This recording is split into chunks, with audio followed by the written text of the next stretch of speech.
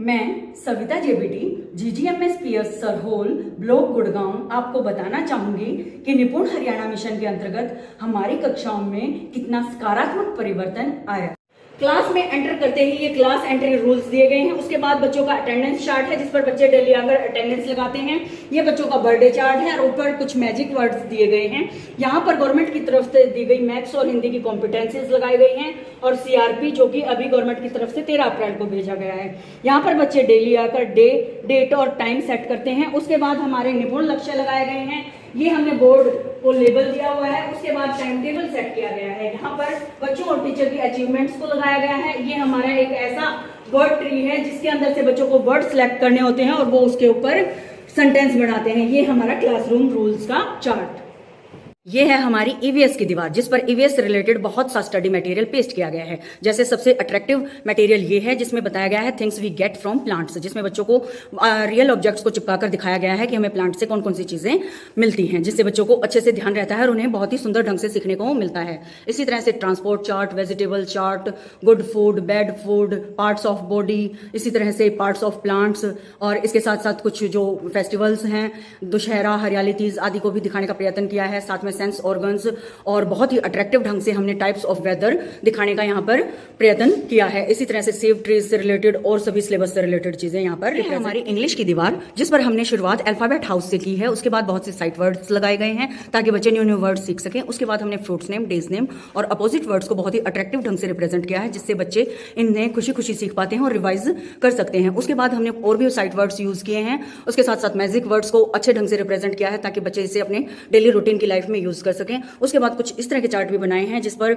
बहुत सारे animals, flower, trees आदि को नाम दिया गया है। उसके साथ उनके चित्र भी बने हुए हैं ताकि बच्चों को ये पता चले इनको क्या बोलेंगे और इनकी इंग्लिश में क्या स्पेलिंग होगी। इसी तरह से सिलेबस से रिलेटेड और भी बहुत से चार्ट बनाए गए हैं, सिंगुलर, प्लूरल, दिस का यूज और इसी तरह इज, एम, आर किस किस के साथ यूज होगा, इस तरह के चार्ट और दीवार को लेबल दिया गया है। और ये है हमारी मैथ्स की दीवार जिसके अंदर हमने एडिशन से रिलेटेड टीएलएम वगैरह बनाए हैं। टेबल्स के चार्ट लगाए गए हैं, ट्रेस द लाइन्स यूज की गई हैं, घड़ी बनाई गई है, 2D शेप्स के चार्ट बनाए गए हैं जिसके साथ साथ हमने बच्चों से भी एक्टिविटीज करवाई हैं। उसके साथ हमने सोर्स किट से मैथ्स की चीजें इस्तेमाल में लाई हैं। उसके साथ साथ ये बताने की कोशिश की है कि किस तरह से 2D शेप से 3D शेप्स बनाई जा सकती हैं। साथ में बच्चों के लिए प्लेस वैल्यू चार्ट बनाए गए हैं जिससे बच्चे प्लेस वैल्यू अच्छे से सीख पाते हैं।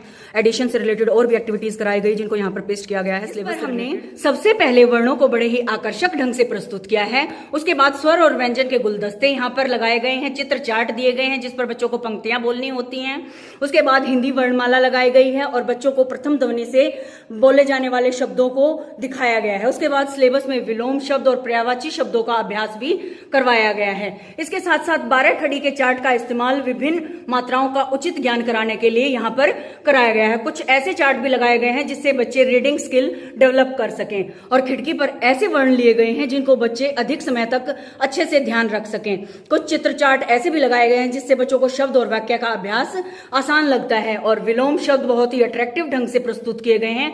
साथ में कुछ पहेलियां ऐसी हैं जिनके आंसर इसके अंदर बहुत ही आकर्षक ढंग से दिए गए हैं जिन्हें बच्चे खुशी खुशी अच्छे से सीखते हैं और पढ़ते हैं। टू आवर हाइड, ये है हमारा हैंडमेड टीएलएम कॉर्नर जिसके अंदर हमने कलर सिखाने के लिए दो टीएलएम बनाए हुए हैं। उसके बाद कोई चीज कैसे फील होती है उससे रिलेटेड टीएलएम है, जैसे ये चीजें सॉफ्ट है, ये हार्ड है, ये रफ है।